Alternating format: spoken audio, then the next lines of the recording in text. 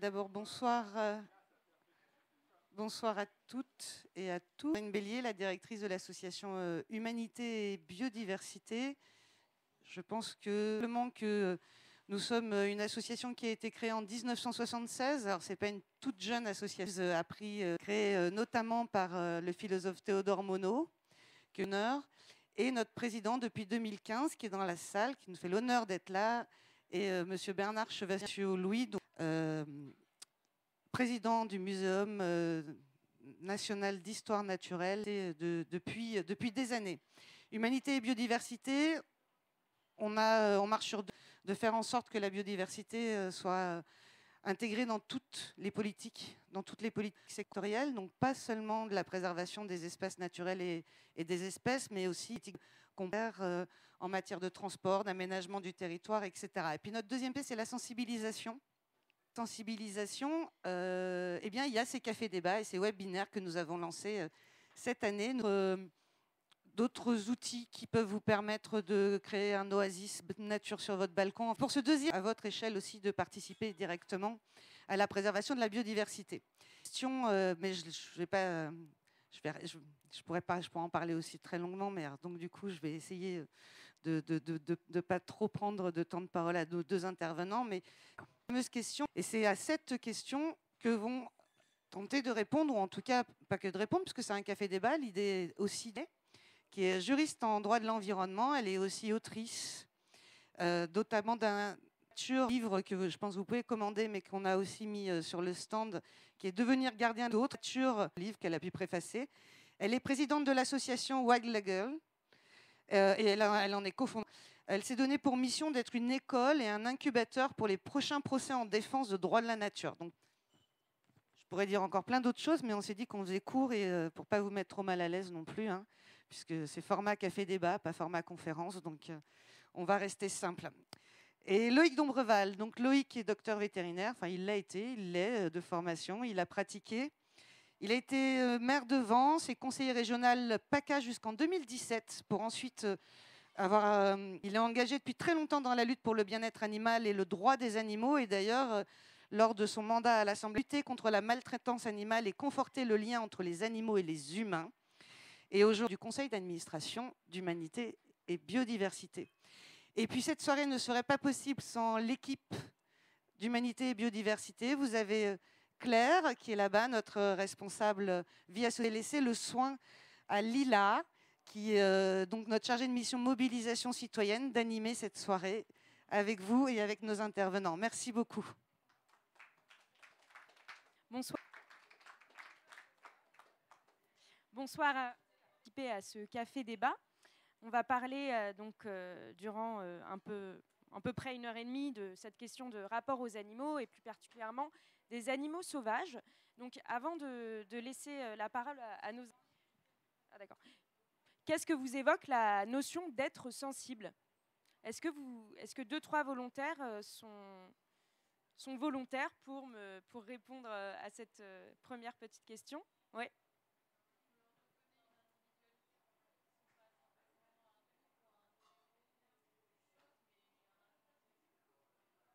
Donc on leur...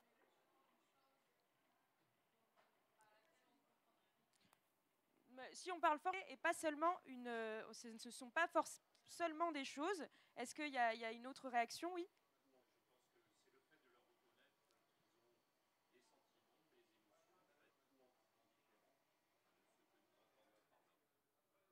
Donc leur reconnaître des sentiments, des émotions. Monsieur, ils communiquent entre eux, ouais. Bon, j'ai répété, mais si vous... Allez-y. Donc Loïc, pardon. Okay. Oui, ça marche. Et vous, Marine, si tu veux commencer.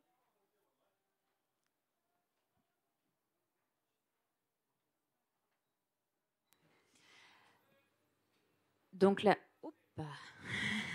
possession d'un système nerveux, la capacité donc de ressentir notamment la souffrance, d'avoir des émotions, pas forcément du coup directement liées à un système nerveux peut-être, mais aussi d'être lié à d'autres. C'est pas tout à fait ce qu'englobe la définition légale par contre.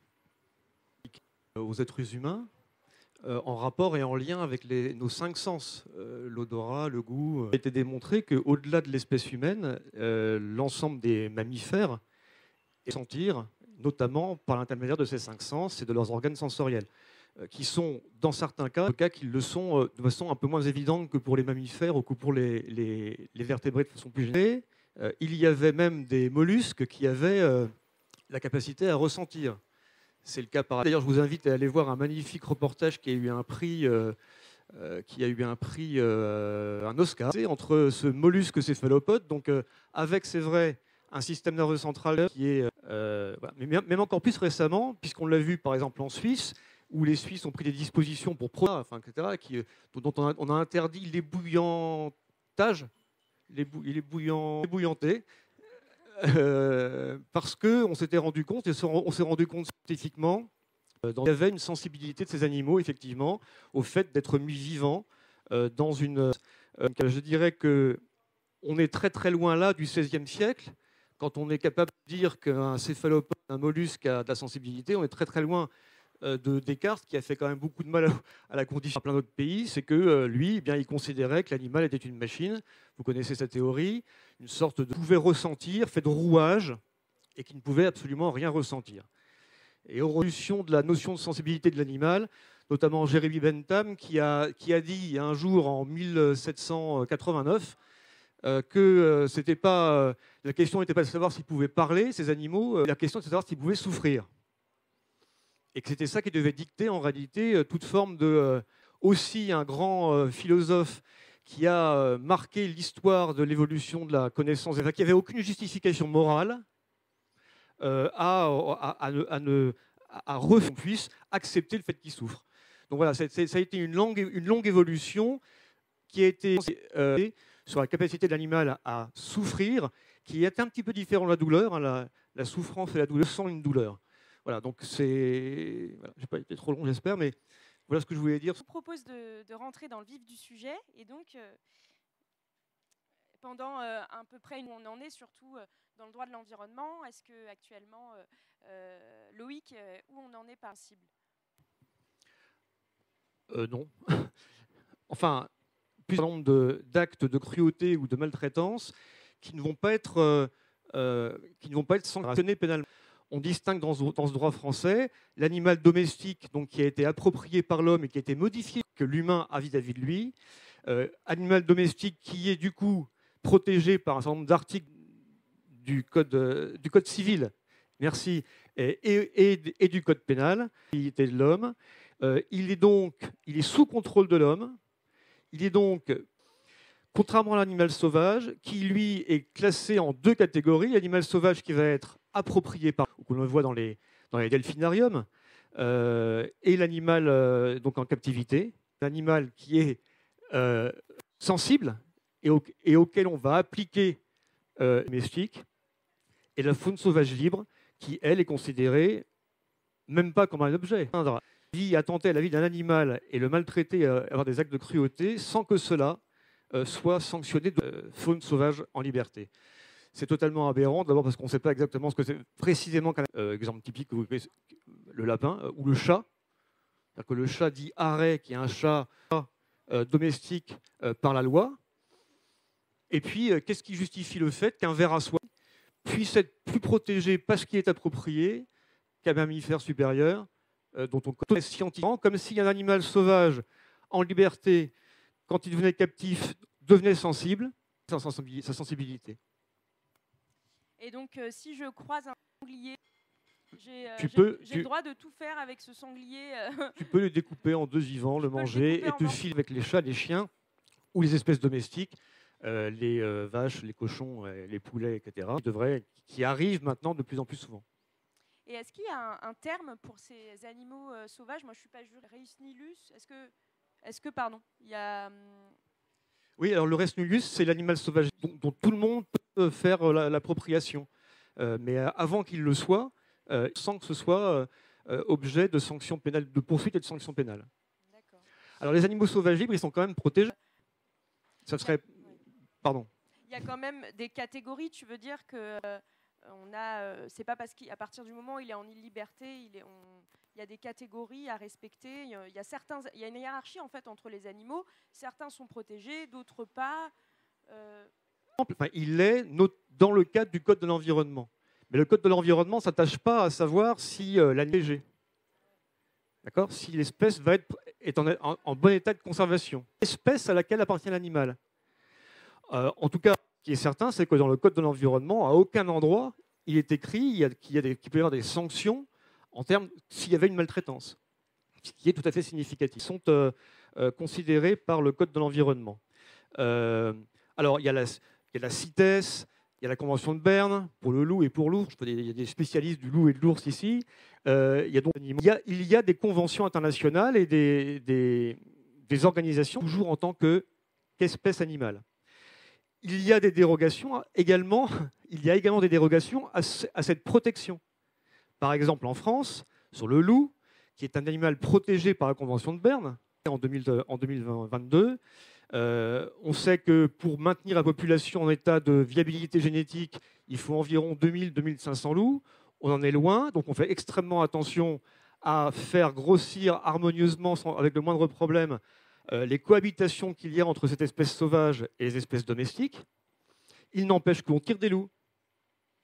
Parce que ces tirs, et des accords européens, à partir du moment où la préservation de l'espèce n'est pas en... Dans ces rapports-là, très utilitaires finalement, respecter des quotas, des catégories et pas voir l'être, l'animal en lui-même. Donc voilà, c'est exactement.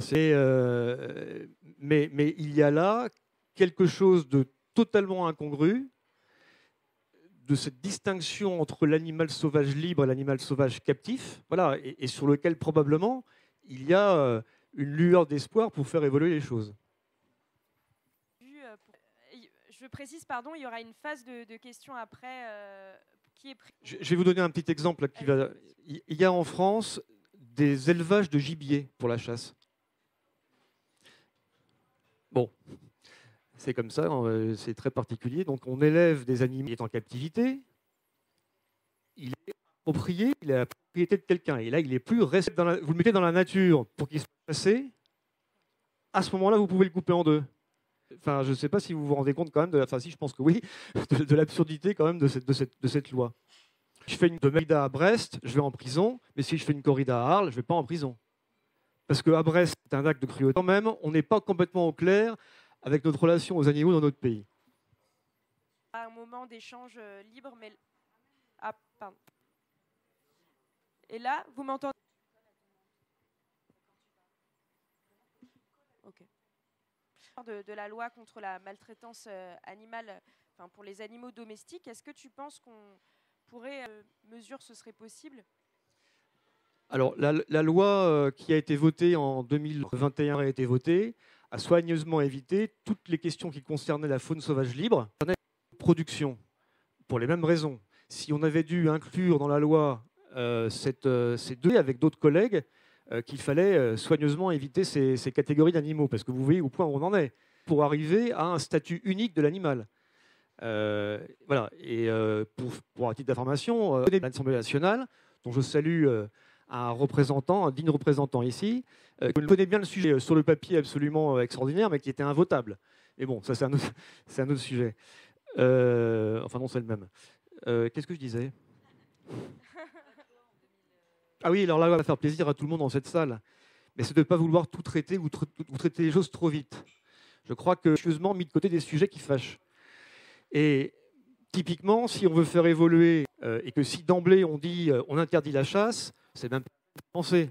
À l'Assemblée nationale, à l'époque où j'y étais, on était une quarantaine, et encore il y avait des espions, on était une quarantaine pour traiter les questions de protection au Sénat. Donc le rapport de force ne sont pas du tout équilibrés. Mais à la fin, il y a un rapport de force et ce nombre de députés-là, compliqué.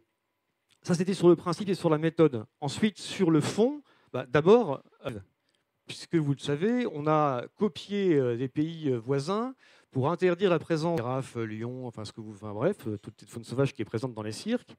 On a également interdit à terme la valeur symbolique, mais forte, me semble-t-il, pour ces animaux qui forcément.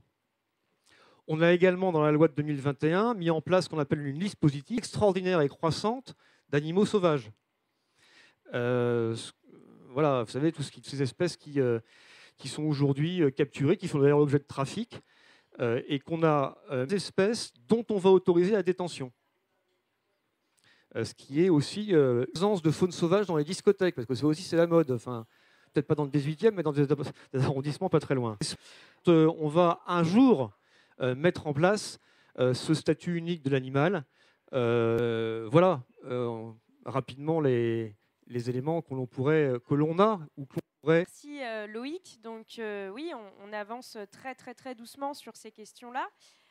Yann, qui a une vision peut-être plus globale des choses et qui travaille donc sur les droits utilitaires et patrimonial à la nature, est-ce que, parce que traditionnellement on est plutôt marqué par cette vision-là des choses, est-ce que un autre rapport Oui, alors en plus, moi, j'ai pas le même problème parce qu'en tant que députée, c'est vrai qu'il faut faire dans la réalité luxe par rapport à ça, qui est énorme en termes de propositions, hein, malheureusement. C'est ça, on est libre. Aussi par effectivement la petite histoire avec la Guyane, quelque chose qui m'a particulièrement marqué. J'ai travaillé effectivement en Guyane française et dans le cadre de la lutte contre le projet de mine Montagne d'Or. C'était le plus grand projet de mine jamais. Et je me suis formée au droit coutumier amérindien. Il y a une chose qui m'a marquée très profondément, c'est qu'ils n'ont simplement inexistants culturellement dans leur et pour des raisons alors qui tiennent à on est tous français soi-disant, mais sauf que là en Guyane on a des peuples quand même très différents de nous et cage. Et en fait, je le crois, c'est très important culturellement. On a une relation. Et notre monde occidental est lié à la domestication aussi du monde animal, mais qui ont permis l'essor du modèle agricole occidental. Donc l'histoire de la domestication, elle est très profondément notre façon de faire du droit. Parce que là où le droit romain, et du coup la base de notre droit, les biens, c'est ce qu'on appelle en droit romain la summa divisio, la division sommaire entre du coup un ensemble d'objets, et bien malheureusement, on a appliqué ce statut d'objet à l'ensemble du monde vivant qui nous entoure. Sont du coup le sort de ces espèces sauvages, alors non domestiquées, pour des espèces parfaitement domesticables, qu'on pourrait parfaitement élever, mais qui culturellement aujourd'hui sont protégées. Et cette image qu'on a d'eux, par exemple les cerfs, espèces qu'on peut parfaitement domestiquer et élever, mais qu'on ne fait pas parce que culturellement, eh bien, les cerfs représentent le sauvage, représentent la vie dans la forêt et qu'on n'a pas idée de domestiquer ou d'élever des cerfs. Mais en fait, rien ne nous empêche de le faire. Donc en fait, elle est profondément ancrée dans l'histoire de l'humanité et de notre relation au monde vivant. Et puis, elle est profondément aussi ancrée dans la sociologie. Parce que si on a introduit dans le droit vis-à-vis des êtres humains, c'est aussi pour des raisons profondément anthropocentrées, encore une fois, tout simplement parce qu'il y a une observation qui a été faite qu'en fait, certaines personnes qui développent des comportements violents vis-à-vis des êtres humains, vis-à-vis des animaux. Et pour protéger l'ordre public, l'intérêt général, eh bien, on a instauré des normes pénales pour contraindre ceux qui ont des comportements vis-à-vis des animaux et de les punir. Je dirais, première mesure, ce développement du droit pénal en matière de protection des animaux s'est développé de manière assez anthropocentrée. Vous pourrez regarder, c'est ce qu'on appelle la triade de McDonald, c'est une analyse sociologique qui, en fait, a commencé évidemment à encadrer notre relation aux animaux, pas en reconnaissant que autrui, personne animale, est un sujet de droit, mais en reconnaissant que certains comportements vis-à-vis de ces objets sont répréhensibles au regard du droit. Et ça, sociologiquement, c'est très intéressant parce qu'il y a tout un tas d'autres civilisations qui, tout au contraire, ont considéré les animaux sauvages comme leurs fruits. D'ailleurs, on le voit, par exemple, moi, quelque chose qui ça peut avoir l'air très futile comme ça, mais moi, ça m'a beaucoup marqué.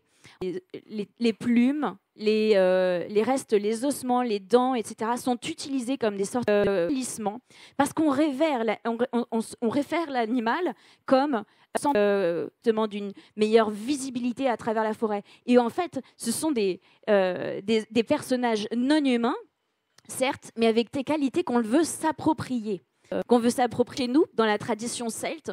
Et il se trouve qu'il y a un culte de l'animal sauvage, et c'était celui de l'ours, qui était incroyablement présent à travers toute l'Europe, et de grandes, certes, mais pas pour le tuer, tout simplement pour s'attribuer, en mangeant sa chair et en portant sa peau, les qualités de cet être considéré quasiment mystique, un être de l'ordre de étant non pas quelque chose considéré comme étrange et effrayant, mais au contraire une qualité qu'on souhaite. En fait, avec l'arrivée du catholicisme, on a chassé cette idée qui a été pourfendue en fait par l'idée que eh bien, doit être chassé et doit être détruit dans l'homme, et la culture eh bien, a pourchassé finalement la bête en chacun d'entre nous et a éloigné très fortement le sauvage. Ultime, c'était de s'élever au-dessus du sauvage, au-dessus des bêtes, justement. Et donc, on a tué la religion catholique. Et donc, il y a un rapport comme ça qui a très profondément infusé ensuite dans le droit, avec, et notamment le monde animal. Merci Marine. Moi, ça me fait penser à l'éthologie, donc de différentes façons de voir le monde, parce que ici, on est plutôt marqué par une vision animiste, c'est-à-dire de considérer qu'il y a une continuité entre l'humain, considéré comme sacré. Il y a même des civilisations, enfin des clichés notés, se dire pour respecter la mer, donc il y a avec le vivant.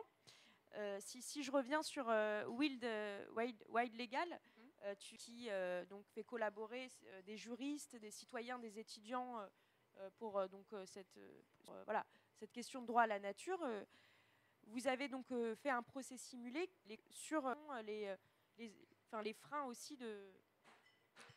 Alors, pour vous expliquer un peu le contexte, donc notre association Wild Legal, effectivement, elle s'intéresse à la possibilité juridique qui est en train de prendre absolument partout dans le monde depuis qu'en 2008, l'Équateur a pour la première fois ainsi jusqu'en Australie, en Inde, au Pakistan et partout dans le monde. Vraiment, c'est jusqu'en Espagne, l'année en France, pour qu'en droit français, on puisse l'intégrer. Donc ça, c'est le travail que fait Wild Legal. Un des outils qu'on a créé pour ça, ce sont nos procès simulés. Donc, à travers nos procès simulés, on veut montrer ce qui marche et ce qui ne marche pas dans le droit. La question des droits de la nature est plutôt vue par le prisme, ce qu'on appelle environnementaliste, c'est-à-dire une protection demandée. Pourquoi ? Pourquoi ne pas réfléchir aussi de manière individuelle? Et puis, avoir l'air historiquement, il y a vraiment des raisons pourquoi il y a des mouvements différents au sein de cette vision politique des droits fondamentaux des animaux. Mais si jamais vous voulez en savoir plus, j'ai amené des petits manuels des droits de la nature. En 2021, on a commencé à travailler, donc on voulait faire le vert. Parce que les algues vertes sont directement liées à la surproduction porcine et qu'il n'y a qu'une seule santé. Et donc, on a travaillé, on a fait un décryptage aujourd'hui de ce qui est en train de se passer aux États-Unis. Il y a le Non-Human Rights Project, notamment, qui mène des procès pour faire libérer les animaux dans les eaux, humains, n'ayant commis aucun crime. Ils ont une stratégie juridique très intéressante. Je vous amène émerger, notamment en Argentine, sur les grands singes. Pareil, dans le cas des zoos, et au Pakistan, du droit coranique et du droit pakistanais. Donc, on a vraiment fait un gros... Ce que proposent finalement nos juristes, nos universitaires en France pour sortir un peu de ce dualisme et qui évoque des personnalités différentes pour reconnaître finalement un statut en proposition. Et je ne vais pas pouvoir toutes vous les résumer, mais on a un très bon petit fascicule pédagogique que vous pouvez retrouver, qui sont proposés par divers penseurs. La personnalité technique, c'est Jean-Pierre Marguenot, autant à une personne morale comme une entreprise. Donc, essayer de calquer le statut de l'animal sur celui de la personne morale. Courant de pensée qui divergent, mais qui disent en gros qu'il faut reconnaître une personnalité juridique propre à l'animal avec des... Évidemment, on a des réticences parce que qui définit les degrés finalement? C'est assez problématique. Avec là, pour le coup, clairement une catégorie comme personne physique, comme nous, comme vous, comme moi, avec donc un chapitre dédié aux personnes non humaines. Mais encore une fois, je trouve, entre les animaux de rente, les animaux domestiques, les animaux sauvages. Bon, nous, notre analyse, on n'arrive pas à voir le vrai problème, qui est de se dire qu'il faut se départir de l'usage que nous faisons des animaux, et quelle que soit leur fonction pour l'être humain. Parce que sinon, on ne sort jamais en fait, de cette relation complètement faussée, qui est ça ne fait aucun sens d'un point de vue scientifique, et n'importe quelle personne un peu sensée vous dirait, oui, le nœud du problème pour nous, et c'est à cette racine-là qu'on aime revenir, des animaux, eux aussi. Et qui, pour les mêmes raisons, donc, soi-disant des connaissances scientifiques, et donc peuvent être domestiquées et utilisées dans les champs comme des bêtes pour tout un tas d'usages domestiques. D'ailleurs, le terme de domestique va très bien aux femmes aussi, puisque pendant qui, du fait de considérations scientifiques, plutôt sur la connaissance masculine du père. Et donc, en fonction, eh bien, tout simplement de l'usage que nous voulons faire des autres, on a bien fait la loi. Et donc, du coup, toute cette question, elle se pose aujourd'hui. Et cette remise en question, notamment du modèle actuel, elle est aussi, franchement, un bousculement du statu quo. Parce que ça nous arrange bien d'être au sommet de la pyramide du vivant, d'être au bout de la chaîne alimentaire et de n'avoir à craindre aucun ennemi humain. Sauf que le problème aujourd'hui, et la réalité, c'est que cela fausse dramatiquement aux normes sur les espèces protégées. Et quand il en va de notre intérêt économique, on réinvente la piscine parce que ça fait rentrer des tickets et que toute l'activité du tourisme local en profite, mais qui est avant tout éthique. C'est notre rapport éthique au vivant que nous sommes obligés de bousculer, de chambouler dramatiquement pour nous poser la question, est-ce juste, est-ce moral, est-ce éthique, s'en tient à esclavagiser l'ensemble du règne végétal et bien d'autres espèces qui, pour des besoins utilitaristes, répondent à notre modèle économique. La question est posée. Voilà, j'espère qu'on a lancé un débat là. Oui, aux femmes, aux enfants, malheureusement. Oui, on va avoir un temps d'échange avec le public après. Et Marine, donner des droits à la nature, est-ce que ça signifie ne plus avoir d'activité ? Je crois qu'il rend un petit peu l'âme au fur et à mesure. Non, ça va ? Bon. En fait, alors, pour revenir à la question, par exemple, de la chasse, en Guyane française, je vous le disais, ils élèvent pas d'animaux, mais par contre, ils chassent. Ce sont des chasseurs, ce sont des cueilleurs, etc. Moi, je ne vois absolument aucun problème entre le fait de chasser pour se nourrir, ce que fait l'ensemble du règne animal, et le fait, en revanche, de créer pour produire des denrées animales sans aucun sens éthique de ce rapport à l'autre. Fondamentaux de chaque être vivant et de réviser en fait notre manière de nous comporter vis-à-vis d'autrui à travers ce zombisme qui est celui de dire, alors attention évidemment aujourd'hui, non seulement la crise écologique nous oblige, je pense qu'on va se poser cette question de l'action restaurative vis-à-vis des écosystèmes et de toutes les entités non humaines que nous bouleversons par nos activités au quotidien, et aussi effectivement de sociologie, mais qui se met à repenser ce rapport aux non-humains différemment. Et je pense que très clairement, il y a tout un tas d'activités loisirs fondamentalement incompatibles avec le respect des droits fondamentaux des animaux. La chasse brutale, oui, je pense que très clairement, pour la santé même de notre nation et de l'exemple qu'on donne à notre enfant, oui, nos enfants, je pense que c'est une bonne chose de se poser ces questions. Et plus globalement sur d'autres, puisqu'aujourd'hui on considère finalement que l'ensemble de notre territoire est notre territoire, au lieu de considérer, parce que comme ça fait un exemple un peu concret, à Curridabat au Costa Rica, la mairie, elle a fait ça pour deux motifs politiques. Le premier motif politique, c'était de repenser l'urbanisme, la liberté de grandir pour les végétaux, la liberté de se nourrir pour l'humain dans un écosystème sain est un humain qui va bien et que de facto garantir les droits de prévoir un modèle d'enseignement. Le maire a tout simplement dit, je ne vois pas comment je pourrais éduquer les enfants, grandir des enfants dans des villes hors sol. Il faut que chaque être vivant dans une ville ait conscience de son rôle de service public, des consommateurs, au lieu d'avoir ce rôle clé de solution dans un écosystème entre les humains et la nature en disant, vous n'êtes pas uniquement des consommateurs de services publics. Vous êtes très intéressant parce que, alors à Curridabat, ils l'ont fait en 2019. Il se trouve qu'à Paris, il y avait 2016, mais il faut savoir que ça a été adopté en 2016. Donc au Conseil de Paris, la citoyenneté d'honneur a été reconnue. Mais en attendant, dans les textes et dans l'idée, nous, c'est évidemment ce qu'on veut pousser, c'est-à-dire cette idée que l'être humain non humain qui peuple ces écosystèmes avec lui et dont il est fondamentalement interdépendant. Merci. Donc, on est particulièrement en retard parce que ça a pensé à Marine et Loïc. Est-ce que si on octroyait des droits aux rivières, aux animaux, qu'est-ce que ça changerait en tant qu'individu dans notre... Alors, nous, il y a plusieurs plans sur lesquels on travaille. Il y a, comme je venais de vous le dire, l'aspect où quand on se comporte comme des gardiens, comme des ambassadeurs, comme des diplomates avec le monde vivant et les non-humains dans notre société. Donc, ça a un rôle en termes de positionnement Donc sensibilisation, éducation.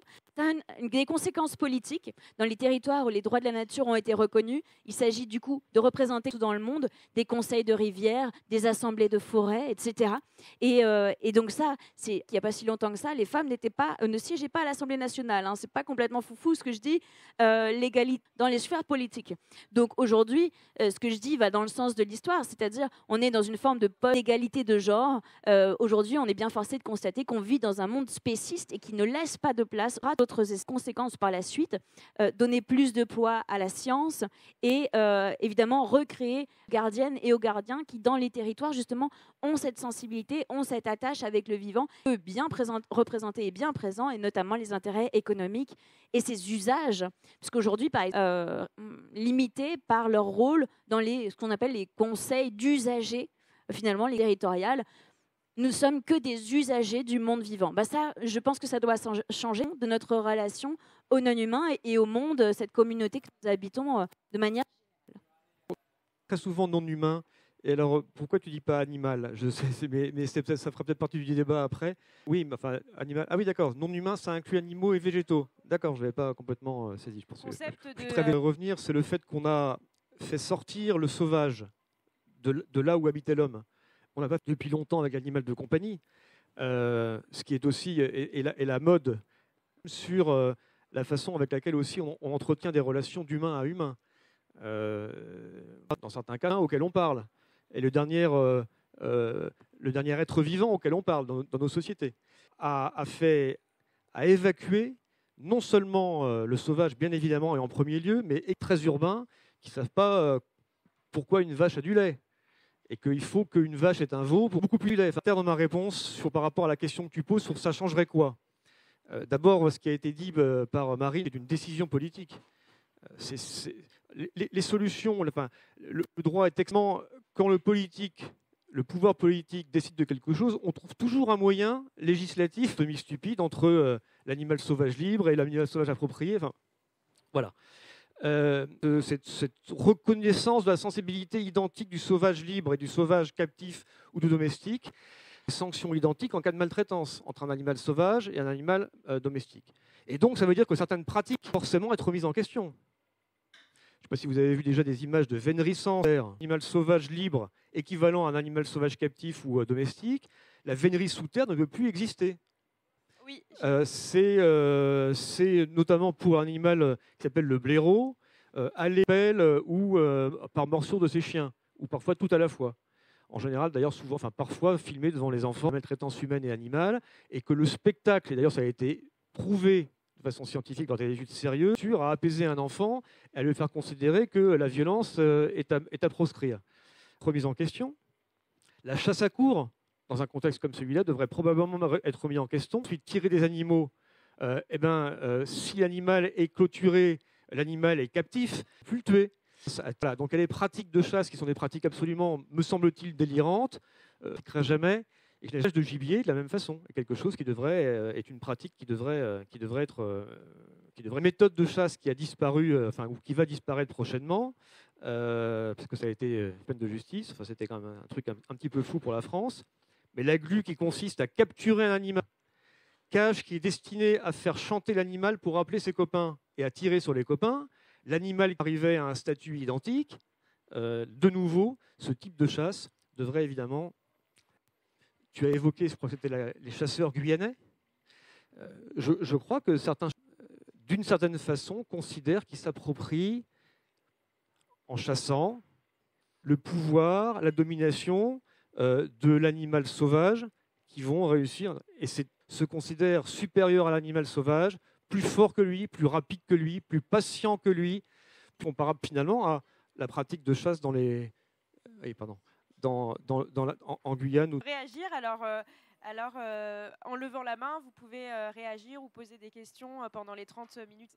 Je suis très contente d'être ici, c'est un sujet qui me tient vraiment à cœur. Pour rebondir, la fin d'une guerre associée à l'écologie, c'est-à-dire culpabilité en général. Personnellement, j'aimerais mot de master de recherche en environnement, gestion de la biodiversité. Et j'étais amenée à travailler sur des qui était obtenue suite pêche tout simple. Donc, c'est-à-dire qu'on va étudier les communautés de poissons, tout simplement en tuant les poissons. Comment on étudie la biodiversité piscicole du lagon? Peut-être 30 ans, 40 ans. Mais voilà, c'est une réalité. C'est-à-dire que les chasseurs, au moins, alors on peut parler de cruauté. Personnellement, j'y vois plutôt en premier lieu qui peut être transmis bien plus que par exemple dans un centre de recherche. Ou pardon, mais c'est quand même une guéguerre à l'article que personne ne lira et on a plus un supérieur sur notre absence de lien avec la nature, puisqu'on n'a pas tué cette... Et aussi parce que ça a un impact en termes d'impact carbone. Voilà, c'est pas vraiment une question. Enfin, si, j'ai quand même une question. Dire que le point de départ serait l'être humain. Qu'est-ce qu'on veut faire? Qu'est-ce qu'on perçoit de la nature? Parce que, personnellement, je pense que c'est erroné de se dire...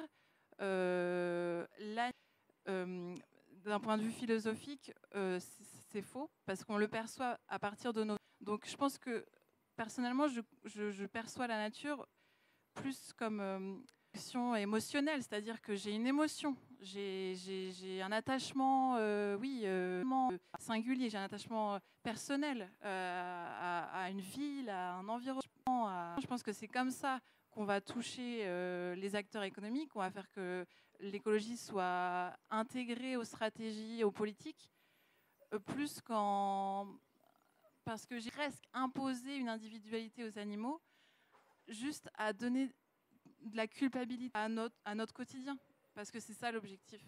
Et donc voilà, ma question c'est, est-ce qu'on ne peut pas plutôt partir de l'être humain? Et d'ailleurs, ça pose la question de la loi aussi, puisque... Et donc, pour finir, je vous explique pourquoi je donne ce point de vue. C'est parce que j'ai un ami qui, il y a plusieurs années, il me disait, moi, je deviens végétarien parce que je pense que c'est l'inverse. Je pense que c'est l'inverse parce que qu'est-ce qui compte finalement? Je pense c'est les gens qu'on côtoie. Et déjà, si on commence par ça, on a des points communs. Voilà. Je vous remercie.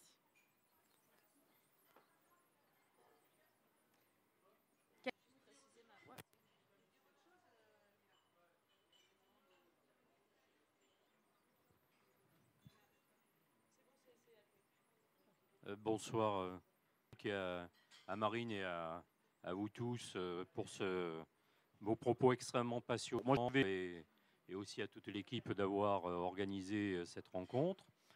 Moi, ça m'a interpellé parce que je ne le savais pas. Vous disiez que la corrida était autorisée, par exemple, dans des villes de la Provence, ou du sud de la France.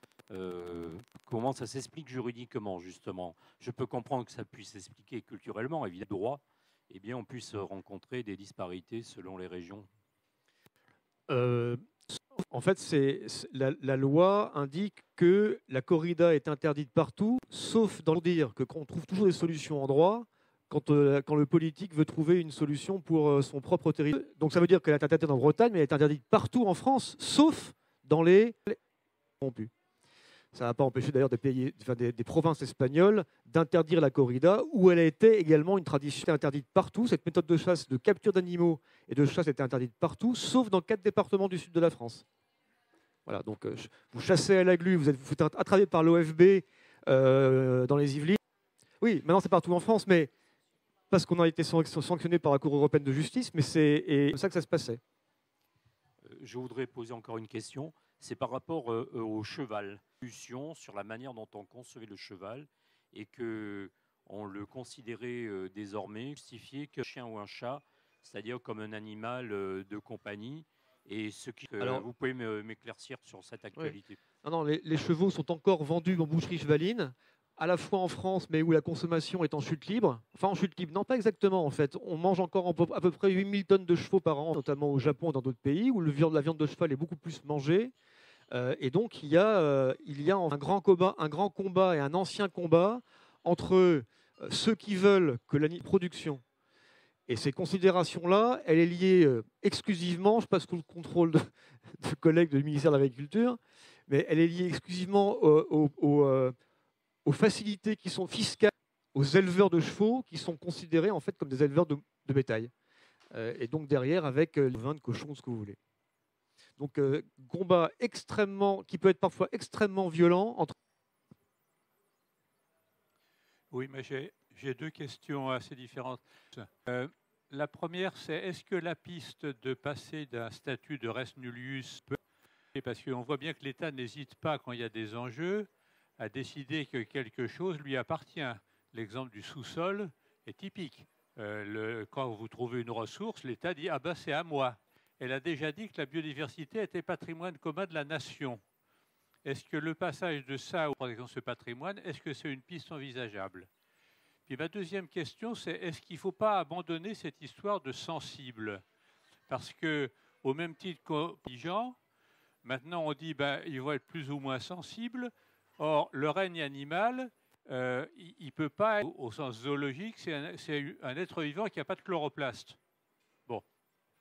Et on va, le céphalopode, il est intelligent et autres trucs, ou alors on va faire des listes positives, ne parlons pas de la moule indépendante. Est-ce qu'il ne faut pas dire, voilà, il y a un statut des êtres vivants, effectivement, parce que le fait de dire, ah oui, ils ont un système nerveux qui ressemble au nôtre, oui, c'est encore anthropocentrique. De l'État, finalement, ce serait comme les forêts publiques ou comme décision quand elles s'imposent. Donc, oui, malheureusement, ça c'est un peu tard, hein, il est mort. Le juge, c'est l'homme du passé. Hein, donc, du coup, le problème, c'est comment, en fait, on garantit pour l'avenir, justement, que ces animaux aient la capacité de vivre, en tout cas, pour les preuves qu'il en a données jusqu'ici, soit la bonne personne, malheureusement, pour répondre à ses besoins. Mais encore une fois, tout ça, c'est politique. C'est-à-dire que si demain, on avait un nouveau gouvernement qui, effectivement, prenait des décisions, pourquoi pas? Que l'État soit finalement, vous savez, en droit, on appelle ça parens patriae. Sous la responsabilité de l'État, eh bien, l'État devient le parent, devient le tuteur légal. Et on pourrait tout à fait imaginer que cette qualité de parens patriae s'applique aussi aux non-humains. Le résultat serait-il positif pour nos amis les non-humains? Je ne suis pas sûre. En l'état de la chose, pour un parens patriae sur les fleuves, où l'État justement a placé, le juge agit par parens patriae pour placer en fait une rivière, un fleuve, un glacier sous la responsabilité d'un tuteur. Ce serait tout à fait. Et créer parfois même des instances dépositaires de cette autorité, peut-être l'OFB, peut-être une autre institution qui serait garant finalement d'assurer la survie de ces animaux ou de ces êtres non humains. Tout s'entend juridiquement. Encore une fois, on peut tout faire. Le droit est une fiction selon le modèle social qu'on a envie de faire naître, en fait. Et c'est ça la question, elle est éminemment, une fois, le critère sensible dépendant 100% de nos connaissances scientifiques à un instant T, et en sachant que la France, a servi, dans bien des cas, eh bien, à justifier la domination, scientifiquement parlant, notre cerveau étant considéré comme plus petit que celui des hommes, nous devions donc être placés sous la tutelle d'un homme, car incapable. Et donc, finalement, on justifie la même forme de domination par le cas. On ignore tout du monde vivant et notamment du monde sauvage. Il y a encore des milliers d'espèces. Donc, comment préjuger ensuite de la qualité et des capacités inverses, c'est intéressant aussi. Parce que quand on sait, je prends l'exemple des éléphants, même quand on connaît, quand on a étudié les capacités sociales des éléphants, on sait pertinemment que les éléphants vivent en groupe, qu'ils ont des rituels pour fêter les naissances et les enterrements. Et même notre législation applicable notamment aux éléphants dans les eaux, des branchages et un peu de sable sur le sol, et puis voilà qu'il peut s'amuser. Non mais attendez, enfin je veux dire, pour moi c'est pour ça que l'élément scientifique pour ça est un critère qui non humains doivent bénéficier de droits fondamentaux propres. C'est comme ça qu'ils l'ont réglé en Équateur, propres aux besoins de compatibles avec ces exigences biologiques. Et ensuite, on a déroulé une longue liste d'arrêtés des connaissances scientifiques. Il n'y a qu'à regarder les conditions morbides dans lesquelles sont entassés les porcs, les poules et tous ces animaux qui devraient bénéficier de conditions. Ça, en fait, on a calqué notre modèle juridique sur un modèle productiviste, et dès que vous avez quelqu'un pour remettre en question, ce fait de bouclier, quoi. Donc, le critère scientifique, un critère excluant, ça doit être un critère justement qui justifie plus de droits, à mon sens.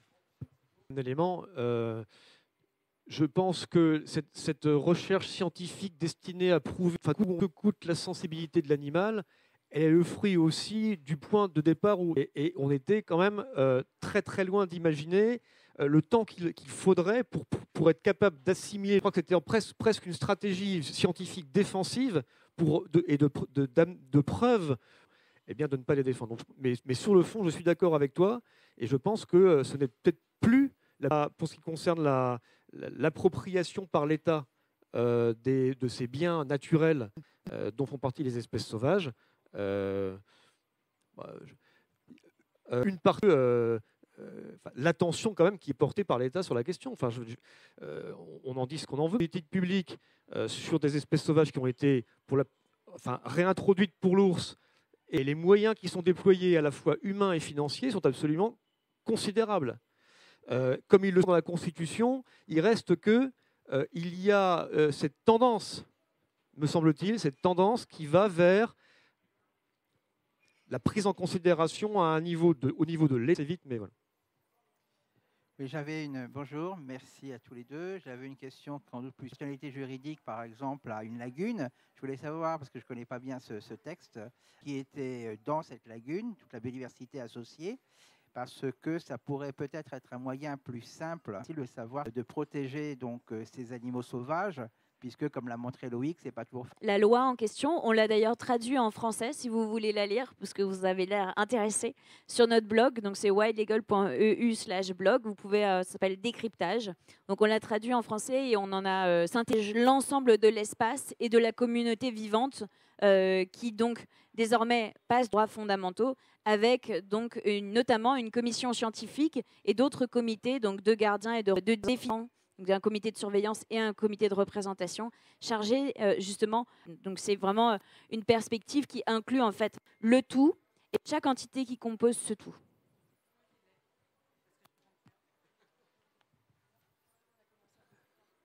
La France a été un hamster d'Alsace, Madame Bélier. Tu t'en rappelles bien de ça. En 2009, la France, non, c'était une façon de répondre aussi un petit peu à Bernard, même si ce n'était pas exactement la question précise que je le citais. Bonsoir. Peut-être pour répondre. Pardon. Non, mais parce que j'ai pas répondu à la question de la personne qui est juste devant vous, mais travailler avec des peuples autochtones, j'ai même défendu la chasse autochtone. C'était un de mes premiers travaux en arrivant en Guyane où je m'attendais pas du tout. Je leur ai fourni un conseil juridique, tout simplement parce que l'État français voulait imposer un permis de chasse de Guyane et que eux, ne lisant pas ou ne pratiquant pas couramment le français, voyaient ça comme finalement. Et j'ai une impossibilité de répondre du coup aux critères. Donc j'ai défendu la chasse traditionnelle et j'ai pas de problème créatif qui ne justifie pas de d'un autre être humain en fait, être vivant pardon.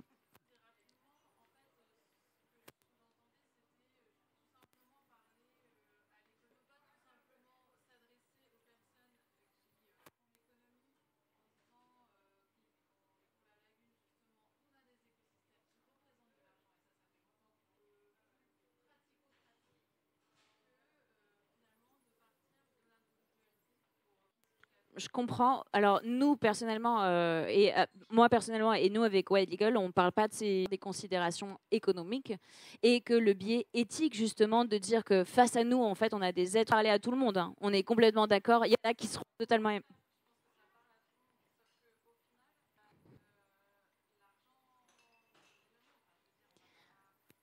coup, on ne rentre pas dans le statut juridique. Non.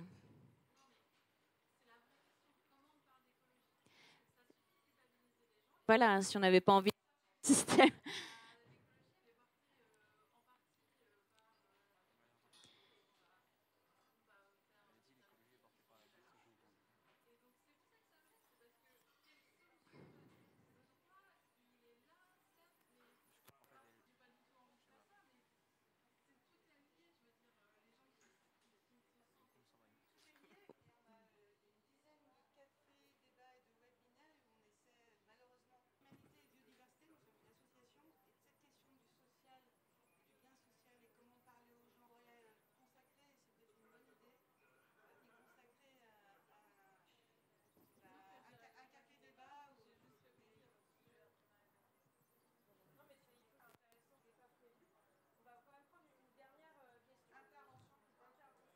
Non, question. Un peu survendu, il a dit que je connaissais très bien le sujet, c'est pas vrai. Hein.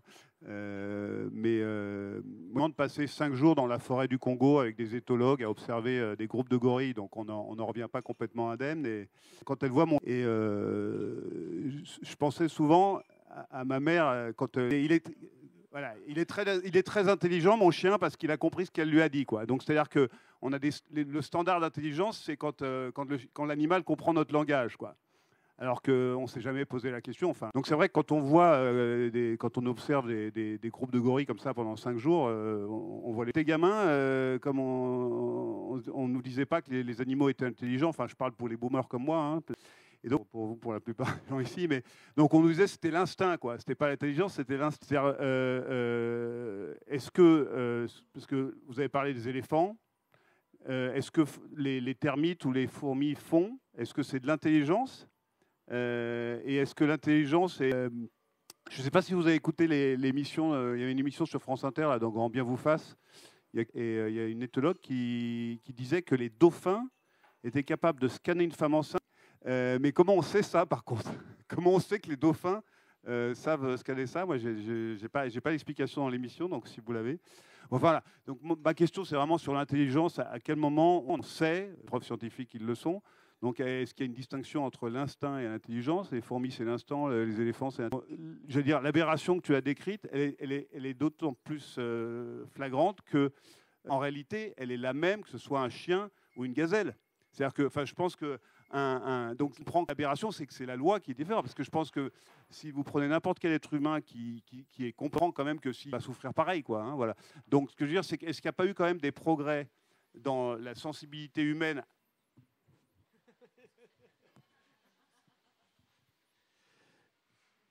J'ai pas envie de te répondre des bêtises. C'est un sujet qui est extrêmement vaste et sur lequel je suis absolument pas spécialiste. Je suis navré de te décevoir ou de vous décevoir, mais j'ai passé mon tour. Je ne sais pas si Marine est plus intelligente que moi.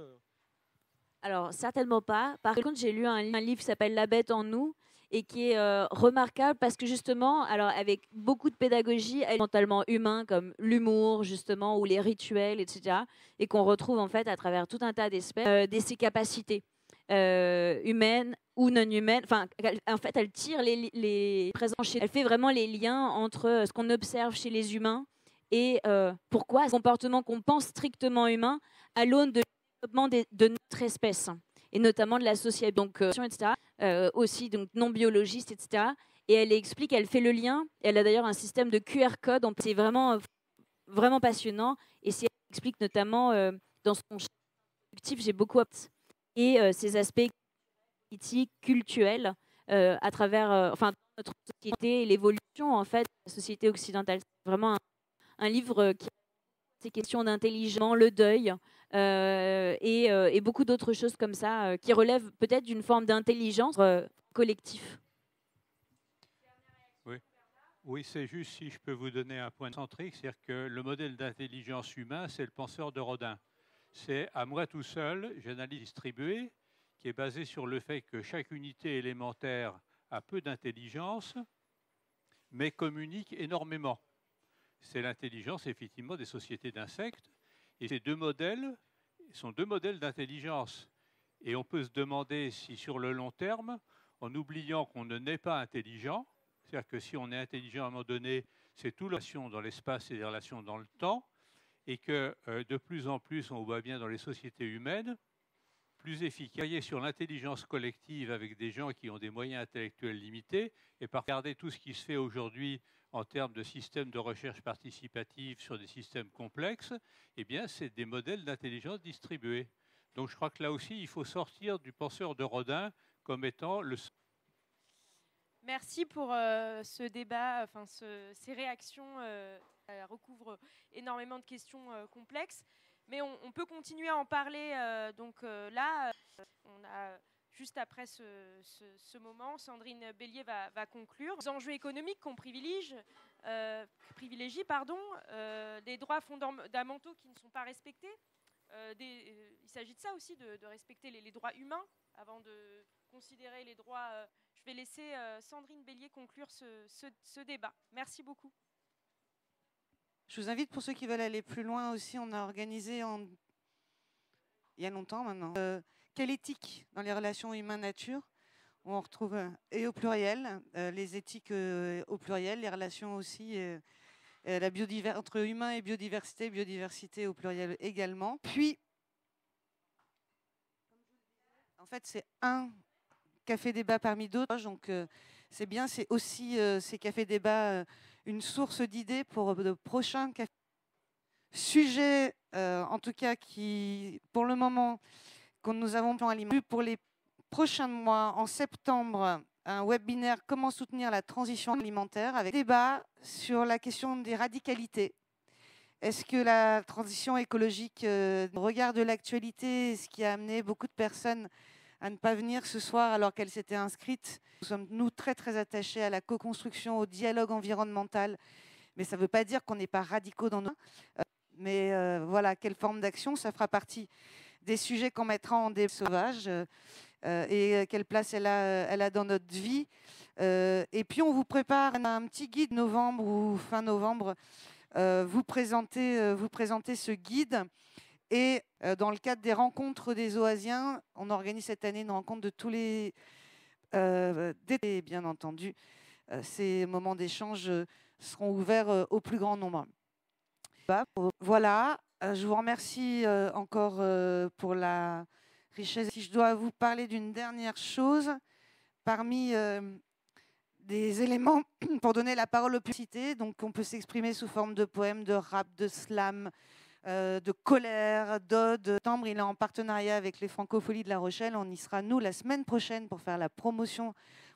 Comment parler de biodiversité, comment se rapprocher. La parole des jeunes est importante et ils ont une manière d'en parler ou de concevoir le présent et le futur de façon assez particulière aujourd'hui. On a envie de les entendre